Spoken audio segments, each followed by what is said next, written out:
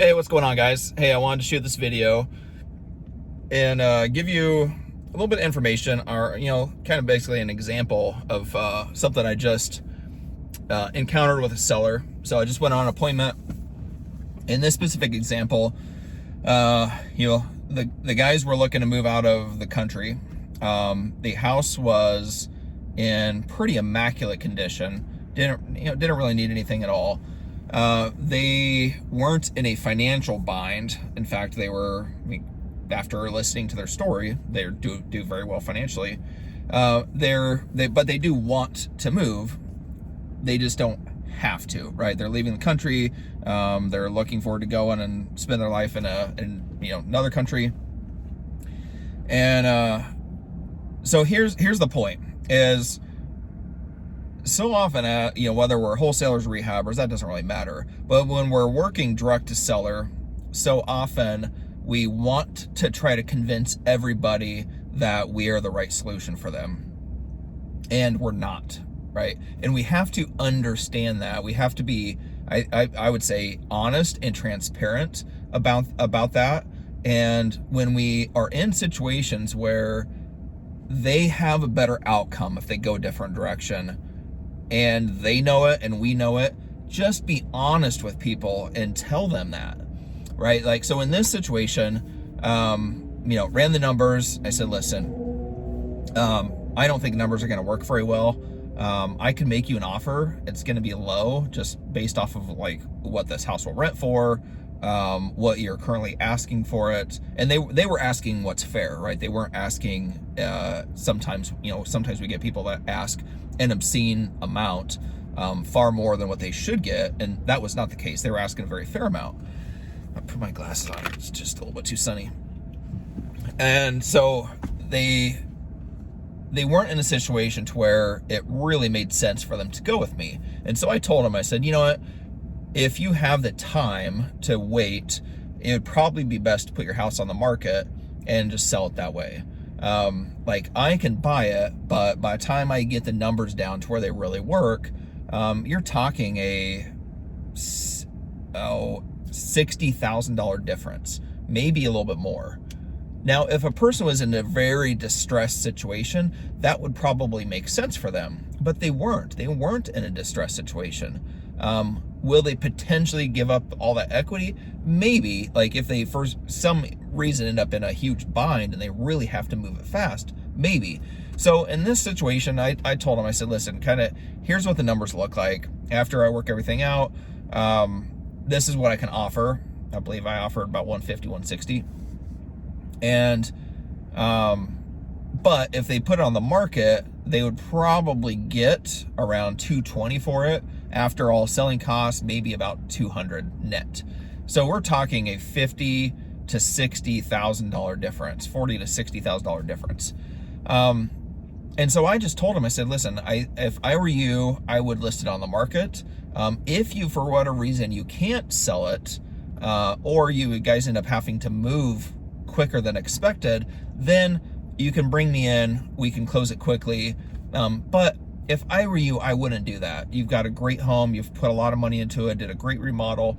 I wouldn't do that if I were you. Now, when we are transparent with people like that, and it's not about just trying to do everything that's in their interest, but it's also taking what I would call like an expert approach, and being transparent, no matter who that benefits. Okay, so if a doctor, look at it this way, if a doctor is consulting with somebody that's in need of medical care, and let's say that person, let's say the doctor needs to give them some bad news, the doctor's not going to be restricted on giving them bad news just because he doesn't want to give them a bad day, right? He has to have that posture of the expert and deliver that bad news no matter what.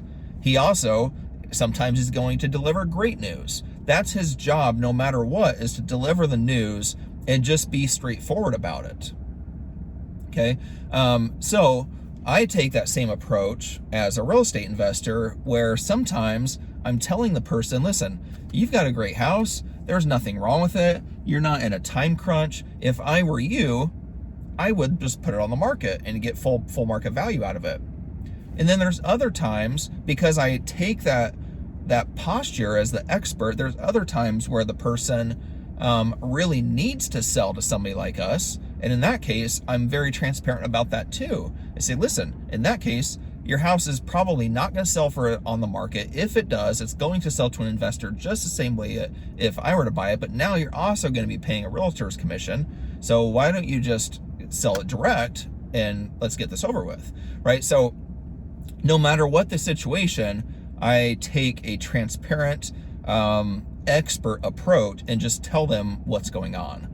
I don't try to persuade or sell everybody I work with or everybody I have an appointment with into working with me if that's not really in their best interest, right? Instead, what I want to do is I want to find as many people as I possibly can that are right to work with me. And I want to get to those people as fast as I can. If I spend a bunch of my time trying to persuade people that are not my ideal seller, then I'm going to be spending all my time working with the wrong people. Instead, I want to kind of get out of that appointment, refer them off to my real estate agent, and then get back to finding more great motivated sellers, because those are the ones that I'm going to be meant to work with and the people I can actually help.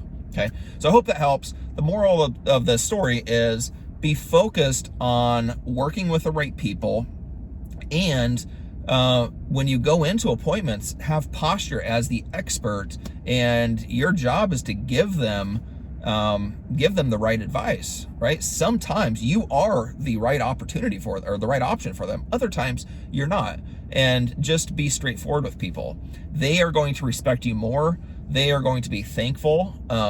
And you're going to have, you're going to start having trust and clout and all that stuff in your market, because people trust you and they know that you're not out just trying to steal every house for rock bottom price. A lot of investors do that. Just not the way to go. It's not necessary. So anyway, hope this helps. Take massive action, and see you guys in the next video.